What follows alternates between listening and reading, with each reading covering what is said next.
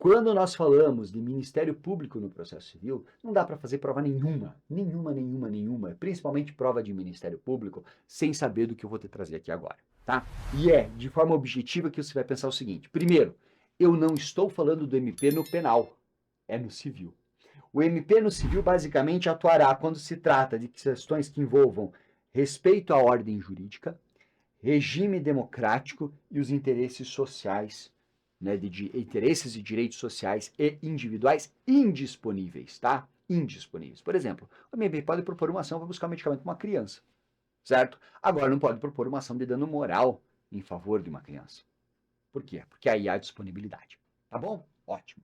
Como se trata do MP, ele tem uma estrutura aqui bastante grande, com muitas ações a cuidar, ele tem prerrogativas. Então, prazo em dobro para todas as manifestações. Cuidado que, a não ser se tratem de uma manifestação específica do MP. Por exemplo, o CPC muitas vezes prevê que o Ministério Público irá se manifestar em 10 dias. Então, é 10 dias, então não dobra. Agora, se o prazo de apelação é de 15, é 15 para o MP e para a parte. Então, para o MP dobra é 30. Se o prazo de embargos é 5 para todos, então para o MP é 10. Certo? Então o prazo em dobro é quando se trata de prazo comum. Quando é prazo próprio do MP, não dobra. Tá bom? Beleza. Também você tem que saber o seguinte, que ele sempre será intimado pessoalmente. Tá? Não vale a intimação por diário de justiça. Então você tem que fazer carga do processo, o MP pega, remessa, enviados, os autos são enviados ao MP, ou por meio eletrônico, que é intimação pessoal. Ok? Isso tem que saber. Além disso, pessoal, o que você tem que lembrar do MP, pessoal? Eles, se fizerem, se cometerem algum ato de ilícito civil, respondem? Respondem.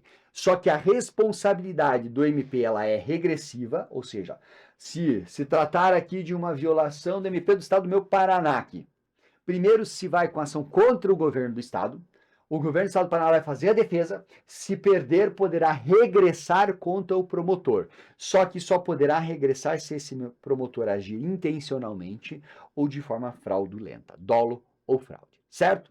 A intimação é para se manifestar geralmente no prazo de 30 dias. Como esse é um prazo só do MP, esse não é dobrado, diferentemente dos embargos, diferentemente da apelação, conforme lhes dissemos. Ok? Ótimo. Ele atuará como parte, né, por exemplo, nas ações que envolvam direitos individuais disponíveis. Porém, para que ele possa garantir a aplicação da ordem jurídica, ele atuará como fiscal, quando se trata de hipótese prevista na Constituição ou em lei, quando se trata de interesse público ou social, quando se trata de interesse de incapaz, quando se trata de disputa coletiva pela posse de terra rural ou urbana. São as hipóteses em que o MP não será parte, mas ele precisará ser intimado para acompanhar o processo, certo? Nesses casos em que ele atue como fiscal, ele vai ter vista do processo depois das partes. Então as partes manifestam, manda para o MP dar uma olhadinha. As partes manifestam, manda para o Ministério Público dar uma olhadinha. Ele tem que ser intimado de todos os atos. Não significa que ele tem que se manifestar de todos, mas ele tem que ser intimado, senão nós temos uma possível nulidade. Ele poderá produzir provas, ele pode requerer medidas processuais, ele pode inclusive recorrer, certo? A ideia é que ele garanta não o interesse da parte autora, muito menos o interesse da parte ré. O interesse aqui é que ele garanta a aplicação correta do ordenamento jurídico. Tá bom? Beleza. Algumas regrinhas específicas para as quais vale a pena você ficar atento. Por exemplo, se nós tivermos uma situação, pessoal, isso aqui cai muito, até na parte de competência, tá? Se nós tivermos uma situação de incompetência relativa, diferentemente da incompetência absoluta, na incompetência absoluta só as partes poderão arguir? Não. A incompetência absoluta é norma de ordem pública. É você ajuizar uma ação da JF na Justiça Estadual. Qualquer pode reconhecer, inclusive o juiz de ofício. Incompetência relativa só às partes. Tá? E na primeira oportunidade que tiverem para manifestarem-se nos autos. Se o Ministério Público não é parte e ele é fiscal da ordem jurídica, ele pode alegar incompetência relativa? Pode. Isso aqui é importantíssimo e não cai, despenca. Tá? Também nós temos o seguinte, que as custas referentes a requerimento do Ministério Público para, né, para eventual produção de medida processual, de prova, elas são feitas como, pessoal? Elas são feitas o seguinte, elas serão rateadas entre as partes, certo? E cabendo aqui, o autor adiantá-las. Então, o autor fará o adiantamento em relação a custas, tá? Então, vamos lá, só para deixar claro aqui para vocês. Despesas requeridas pelo Ministério Público, o autor adianta. tá? Agora, cuidado, quando se trata de uma perícia, como que se faz? Quando se trata de uma perícia, ou a entidade pública paga, né? Se tiver orçamento, o próprio Ministério Público paga, senão ela vai para o exercício financeiro seguinte, ou senão ela vai ser paga ao final pelo vencido. Tá? Então, o Ministério Público, diferentemente das partes, ele não adianta as despesas daquilo que ele requerer. Tá? Cuidado com isso. Isso é um ponto importante. Tá bom? As hipóteses de impedimento de suspeição do CPC lá, 144 e 145, se aplicam ao membro do Ministério Público, você sabe. Lembre-se que, se o Ministério Público estiver atuando como fiscal da ordem jurídica, tem que ser intimado. Se ele não for intimado, o que o juiz vai fazer? Vai mandar o processo para ele e vai perguntar, tem que anular ou não tem? E o Ministério Público vai verificar se houve prejuízo. Se o Ministério Público entender que houve prejuízo, o juiz anula desde o momento em que ele não foi intimado.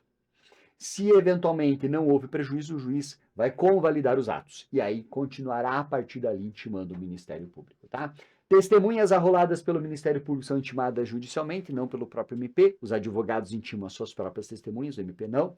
Nos procedimentos de jurisdição voluntária, o MP atua só nas hipóteses 178, ou seja, interesse público social, incapaz, disputa por terras coletivas rurais ou urbanas, certo? Não em todos os procedimentos de jurisdição voluntária, só nos hipóteses do artigo 178.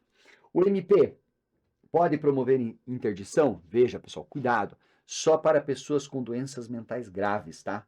E nos demais casos ele vai atuar como fiscal da ordem jurídica. Por quê? Porque está no artigo 178. Então veja, ele não faz interdição, ele só é legitimado para as doenças mentais graves para fazer interdição.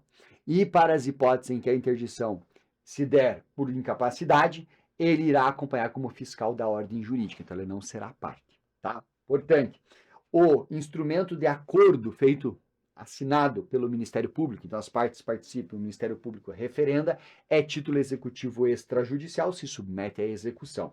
E o Ministério Público ele é legitimado para ação rescisória, certo? E se ele não for autor, nos processos em que ele não for autor, ele é fiscal da ordem jurídica, tá bom? Beleza, pessoal? De forma bem objetiva aqui para vocês, os principais pontos referentes ao Ministério Público no processo civil. Sabe isso? Não erra a questão de MP no Ministério Público. Beleza? Valeu!